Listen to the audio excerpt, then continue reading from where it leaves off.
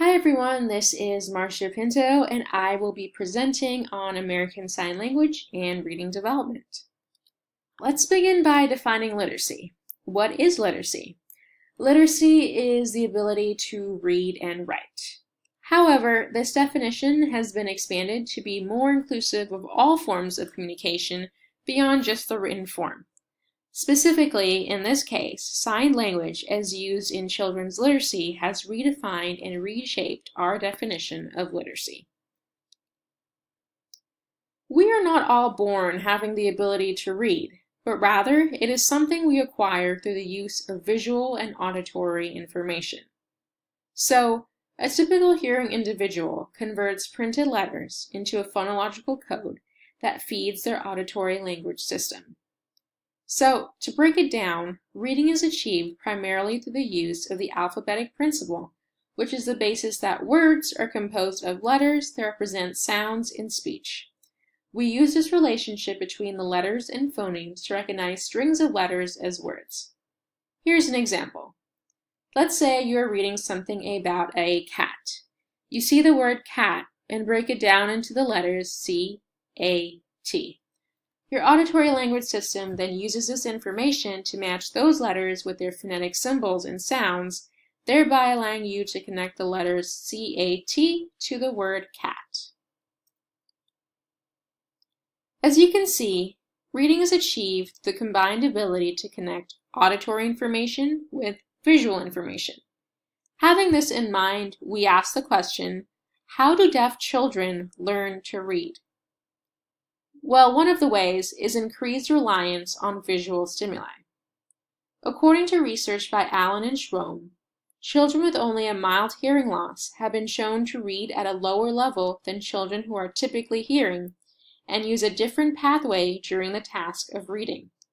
This is due to findings that the auditory cortex in those who are deaf have been shown to process visual stimuli. But how does a child who is deaf recognize printed words without knowing their corresponding sound? Well, a written word can have both an auditory representation and a visual representation. Research by Andrews and Mason breaks down the recognition of a word into a phonological process and a visual process.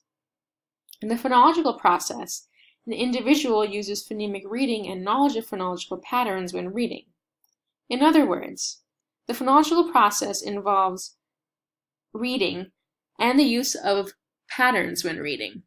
Examples of phonology in ASL include hand shape, place of sign, such as by your forehead or at your chin, movements such as 1 or 2 taps. And note that the key takeaway is that both English and ASL have phonology. However, in sign language, signs can tend to look very similar. As you can see in the photo over here, the sign for vote and the sign for T are very similar, with the only difference being slight differences in movement. So, visual process is learning to associate those printed words with their corresponding signs in ASL, which can be a little tricky. So, if reading was purely a phonetic process for the deaf, then we would assume that oral training would help in reading. Instead, research from Hofmeister found that signing skills rather than oral training is the best predictor of reading skills in those who are deaf. So, more oral training does not equal better readers. Based on the information presented thus far, we'd expect more literature incorporating ASL. However, this is not the case primarily due to the following challenges. One being the status of ASL in the community and how not everyone has knowledge or awareness about it. And secondly, access to ASL and the fact that not everyone gets to learn ASL. So how can we overcome these challenges? Well, one way is through the alternative avenues for reading. Research by Chamberlain and Mayberry found that instruction in ASL and English in a bilingual educational context facilitates cognitive development, acquisition of literacy skills, including reading and writing. Therefore, it serves as an alternative to support literacy learning in deaf children. And this further supports research by Stone, which concluded that ASL and English bilingual instruction in educational settings improved academic outcomes. There are many solutions to achieving these alternative avenues previously discussed. One is ASL original stories with full ASL narration videos and ebook framework in reverse order. And this ties into cultural aspect of literacy definition, where value of ASL original stories is important as it allows children to identify with the literature and claim ownership of it. We also want to widen the access to ebooks and have them available on different operating systems. In conclusion, learning ASL alongside the development of English literacy is beneficial for overall reading development, and we recommend that there are alternative mediums through which literacy, ASL, and English can be achieved in order to create better outcomes for children who are deaf.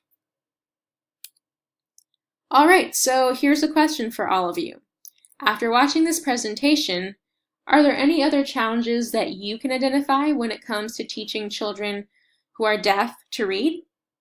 And you can feel free to comment on the discussion board with your ideas.